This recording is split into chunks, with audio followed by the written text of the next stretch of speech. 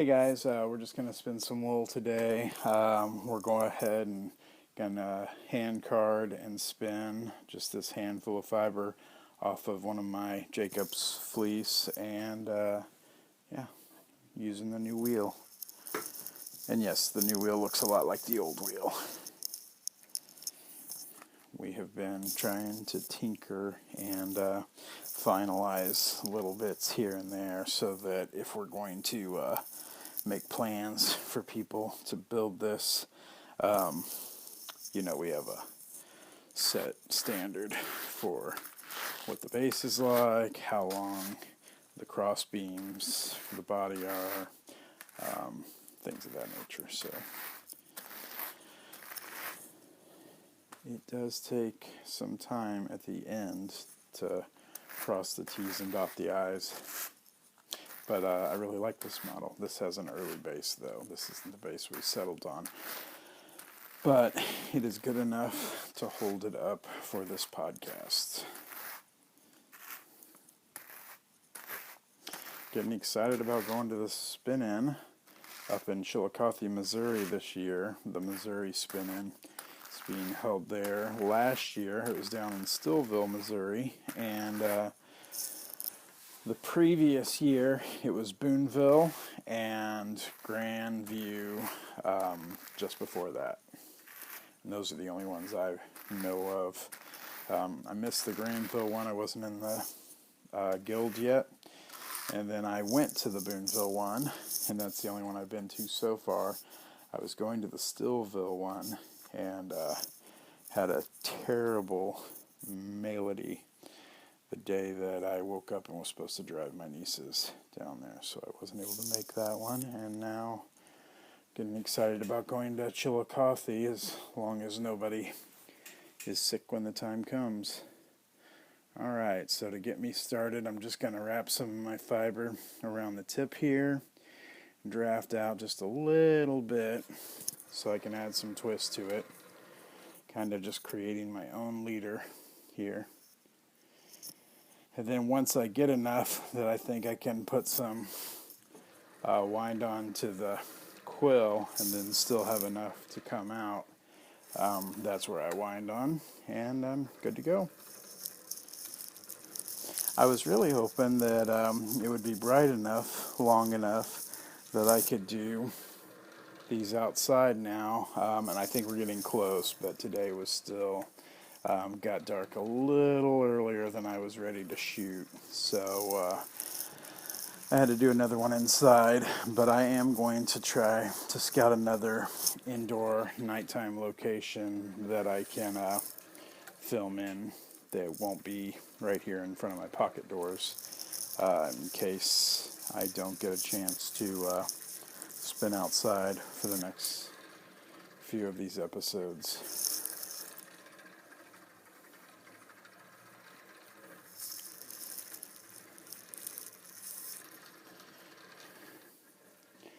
I have recently been trying to flick cart some of my fiber because I like the idea of a person maybe that I'm gifting a wheel to, or maybe that's building wheels from the plans, can buy a dog brush and get started without investing in the hand cards right off the bat. But when it comes to this wheel, you do have to prep your own fiber because, as we've discussed previous, you're relegated to the long draw since you only have one hand, and so that keeps you from using preparation other than really lofty fiber that you pretty much have to prep yourself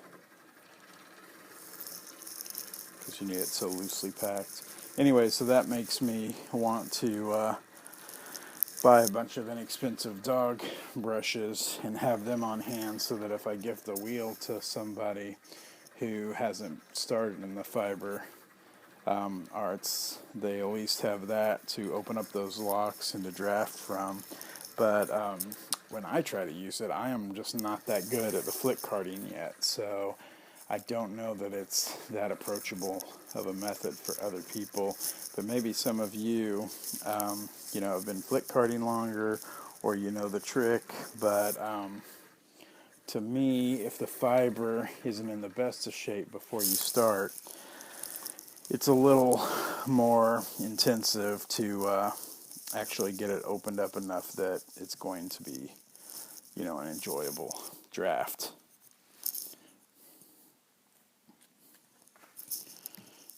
The hand cards, it's not a problem at all.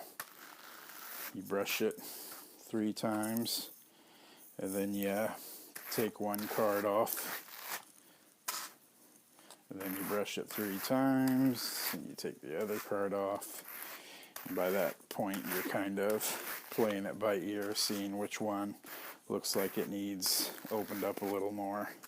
But after you've done it 2 or 3 times a side, you're usually able to just roll it off and draft from it. And if you haven't loaded the cards up heavy, then it's a really loosely packed fiber that you can do the long draw with considerably easy. I am doing a lot of park and draft tonight, but that works.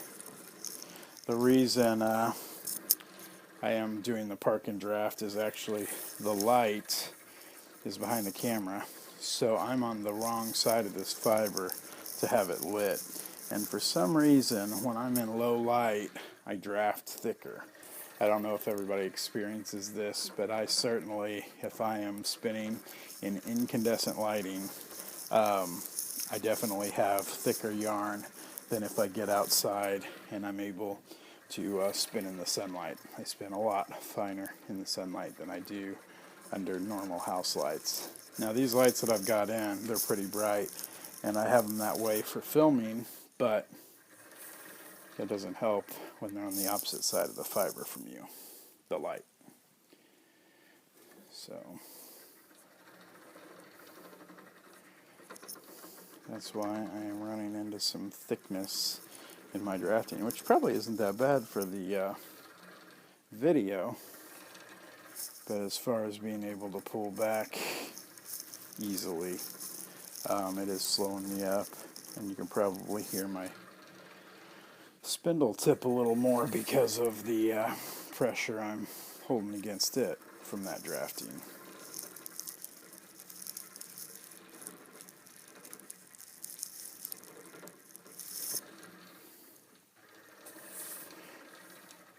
Now, our quill was empty when we started.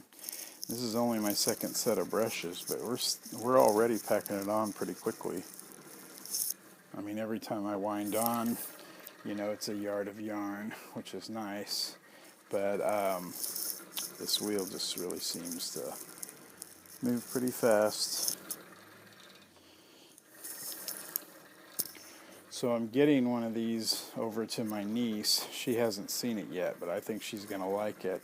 And as long as the fiber prep isn't a problem for her spinning on it, I think she'll be up and running by the spin-in, because I'd like to take her up to the spin-in and have her spinning on one of these and me spinning on one of these, so that if anybody has questions, they can get 2 points of view. And then I'll also have at least one extra wheel that people can try, although people really don't go for jumping on a wheel in a public setting. I've taken dodecs with me to several places before and kind of set them out, and it's an awkward thing for somebody to go sit down at a wheel they've never used and try to pick it up in front of other people.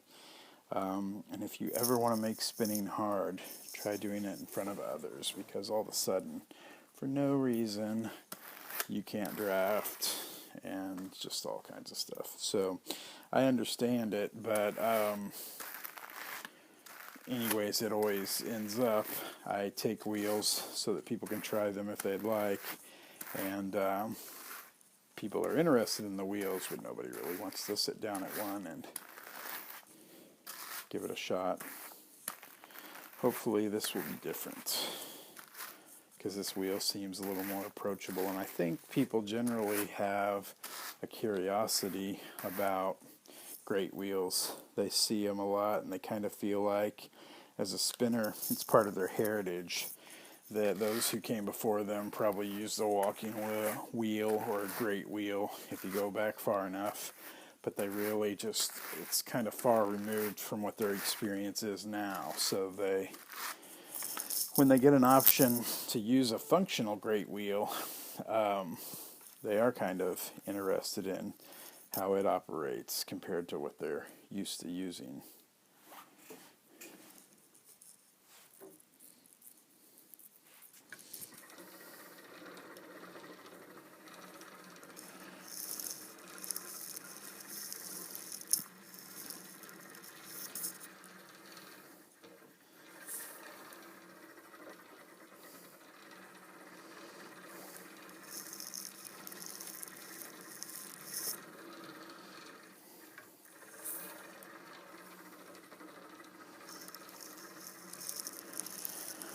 I usually like to tell people what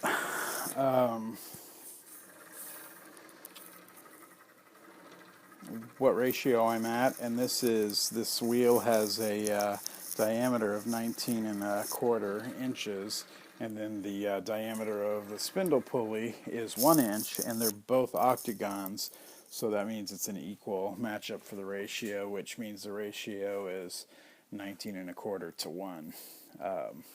So that's kind of handy to know.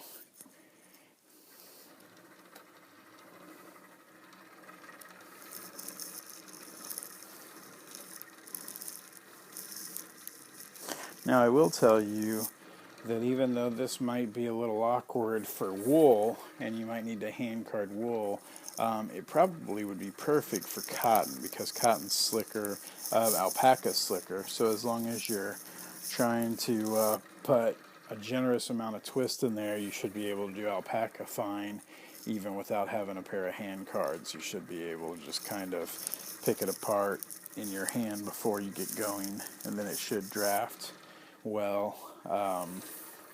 It's just that wool is a bit more grippy to itself, which I like, and especially on the long draw, because it's a lot more forgiving. But then it does have resistance if it's densely packed. So that's what you're up against.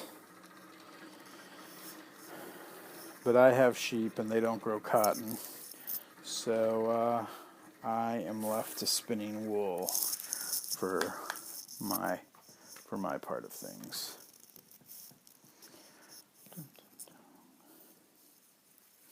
I don't know if you guys can see what I'm putting on the cards, but I'm not using a whole lot. I mean, if you were to bunch it up, it's really, a tiny, tiny amount of wool. But that's because I'm just wanting for these, I think these are probably medium-sized cards. On the medium-sized cards, I'm wanting them to really fluff out and have plenty of room to space airy. I don't want densely packed fiber, and so that's about as much as I can get on there. You don't want to underdo it, because you don't want to be carding over and over again just because you're putting so little on the cards every time. But you do want to kind of get a good feel for what is too much fiber to have on the card, so that when you pull it off and you go to drafting, you're not having clumps and grippy places that came from having your fiber too compressed. I think I found a good balance. I don't know how to explain how much it is I'm putting on there, but I know it when I see it, since I've done it,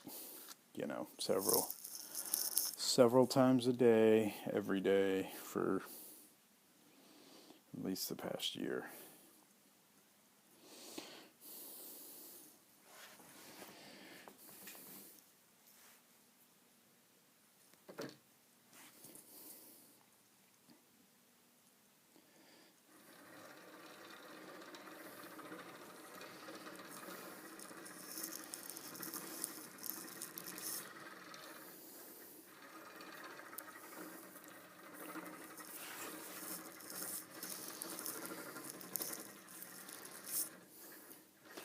Now, I've actually got some dense fiber on here, and you can tell when I get to it, because you kind of hear the chop of my spindle tip with the fiber rubbing against it. But you can learn to draft around densely packed fiber even if you haven't carded it as well as you'd like. But it's more tricky. It's a matter of kind of sliding your whole hand back and gripping the fiber from the rear and letting it spread itself out, where for the most part, generally what I'm trying to do is not pull from the back. What I'm trying to do is pull from where the twist is entering the fiber. I'm trying to pull the fiber that's not being twisted in. I'm trying to pull that all back off of the yarn that's actually forming down the core of the fiber I'm holding, which might be kind of hard to understand, but once you get it in your hand, that'll make a little more sense. But really, this twist is traveling into my hands somewhat, and it's not twisting all of the fiber in my hand, but it is kind of reaching out like lightning and grabbing everything close to it down a certain beam line. And as it's twisting that, you can pull the rest of the fiber back off of it, or you can draft it back off of it. And what you're doing is you're not holding onto that fiber you're pulling back. You're actually just rubbing your fingers backwards over it, and that's what's pulling off of it, and that's why they call it drafting. But that's interesting. But when you hit a thick clump, the twist that goes into part of it will hold on to all of it because of the way it's densely packed. And at that point, if you slide your hand even further back and you kind of grab the tail end of it, you can let that fiber kind of open up and pull itself back off of there.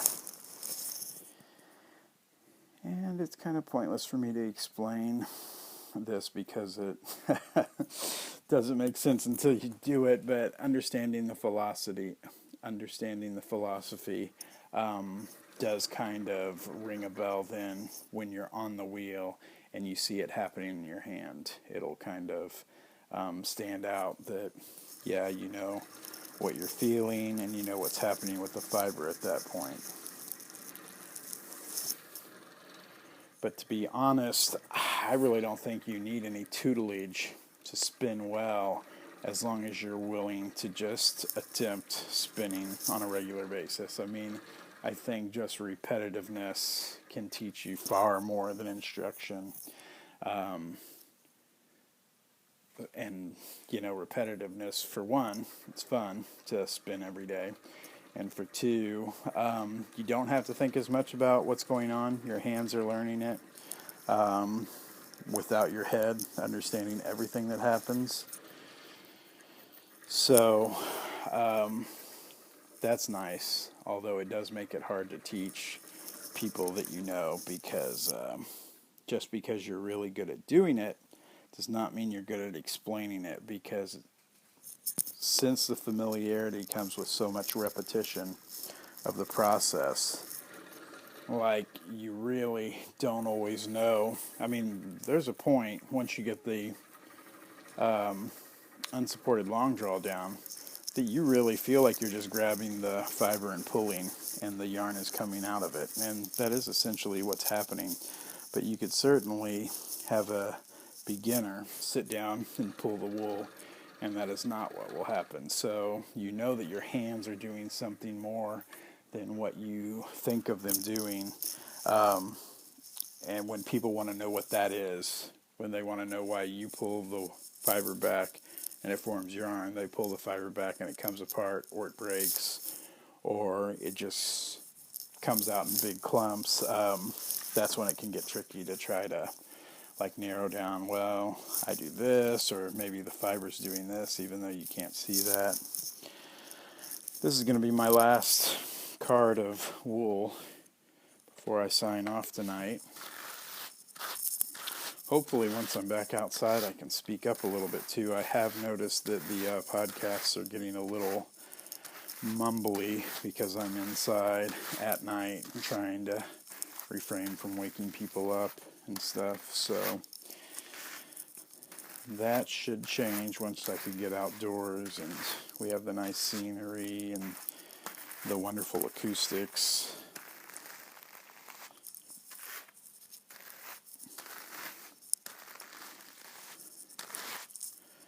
It is, however, already getting almost too hot to shoot, if you can believe that, going from too cold to shoot to too hot.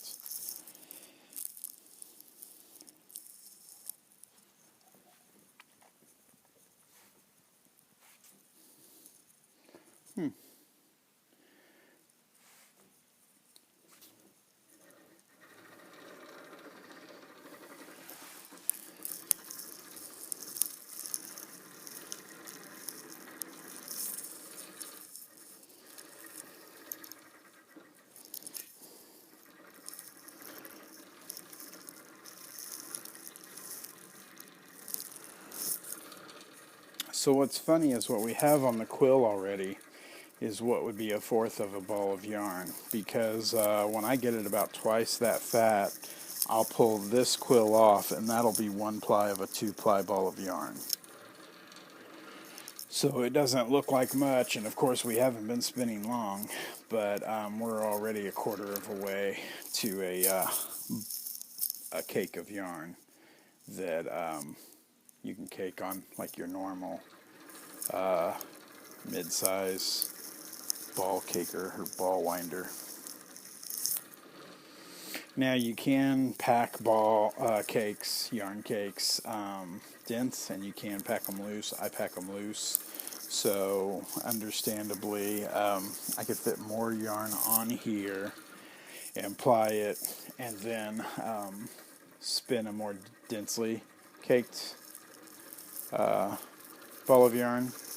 But for what I do, I want it to kind of remain unformed, so I do always kind of wrap mine looser. Now I'll tell you, the way you do that is if you add tension to the line that's coming off that you're winding the ball with, then it'll be tight. If you don't add tension, if you just have it on something where it's like spinning free, the quill that you're spinning your yarn off of onto the ball, then it'll pack it loose, and that's it. Like, you don't have to do anything at the crank side of it. You just do, oh, that was it. That was all of it. You don't have to do anything at the crank side of it. You just do something with the quill that your yarn's on, that you're balling up. If you add tension to it, like a brake line to it, it'll make it a densely packed ball. And if you don't add a brake line or tension to it, it'll end up being a loosely spun ball. I don't know if I've talked about it before in this podcast, because I don't talk about knitting that much, but essentially what I do is I take wool from the fleece, and I will card it and spin it and ply it all within 24 hours. Well, I'll card it, spin it, ply it, and cake it all within 24 hours. So it went from actual fleece form where it's still in the lock and in a mass to the ball of yarn in a 24-hour period. And the reason I do that is because then I want to turn around and go ahead and get it knit all within the next 48 hours. So 3 days after it was in fleece form, I want it to be in the finished product that's knit. And you really notice a difference if you take the time and put in the effort to do that. You never set twist in the fiber or in the yarn or anything. Like, once it's in the knit product, it is still as close as it can get to being untwisted or uncrimped or anything that it wasn't like in that fleece form. Now when I say fleece, I mean like I've taken their fleece and I've washed it, and now it's washed and dried, but it's still just like the mat, the blanket that it came off their back. And that's what I spin from. It's just a fleece in a bag that's been washed and dried. And yeah, when everything's going well, I have a hat or a scarf or a cowl 3 days after I've taken it out of that fleece form. And everything's been done bam, bam, bam, right on top of each other. It's not hard to do the spinning in 24 hours time. I get at least one ply of yarn done just on breaks and lunch, and then I can do another ply in the evening and go ahead and ply them together and cake them off in one more, just in the later hours of that evening, or at least early the next day. And so that gives me my ball of yarn in the 24 hours. Then the knitting, I pretty much have to do breaks, lunch, and then at home, before and after supper and before I go to bed. And that will get me, in a couple days' time, I can have a cowl or a hat or whatnot. So it is it's pretty different, though. I don't know too many people who don't set the twist in their yarn and don't set, don't thwack. Well, I mean, I guess there are people that don't thwack, but that comes back to bite them in the end. I kind of had to design my knitwear around projects that can settle over time instead of setting. And that's a bit different, but essentially, when you make the knitwear, it's really lofty to begin with, but it will draw up over time. And essentially what you have made as a knit stitch, which should be like a V, it'll be a skinny V or it'll be a fat V, but with time it'll try to form a perfect circle, and then the inverse circle between it and the next stitch.